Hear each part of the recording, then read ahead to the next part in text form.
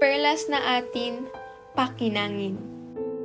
Mula noon hanggang ngayon, kailan magbabago ang ngayon?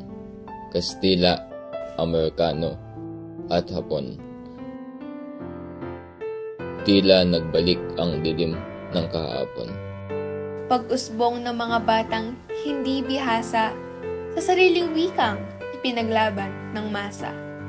Maaasahan pa kaya ang mga magbibigay pag-asa? Ngayon, umiiral ang wikang Ingles sa bansa. Ang tanging nagbibigay kinang sa bansang nasasakupan ng mga mangmang. Hindi ba't ang mga Pilipino'y tapang? O bakit maging ang pambansang wika ay pinaslang? Ilang dekada na ang lumipas, ngunit ang pagiging makabayan ay hindi may pamalas. Pambansang wika'y unti-unting kumukupas, paano na ang mga dating bukas? Mga ninuno'y nagmasakit sa bayan ay huwag ibigo, ating ipakita ang mahalagang dugo.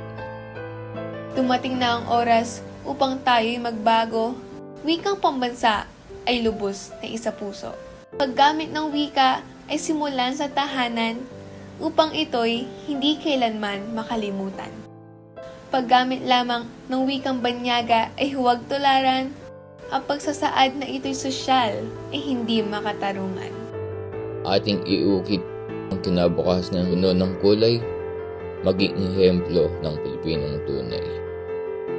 Gamitin ang wika sa pang-araw-araw na buhay, sapagkat sa baundad ito'y magiging tulay. Huwag talikuran ang lupang sinilangan, tara na at iwan ang kamangmangan.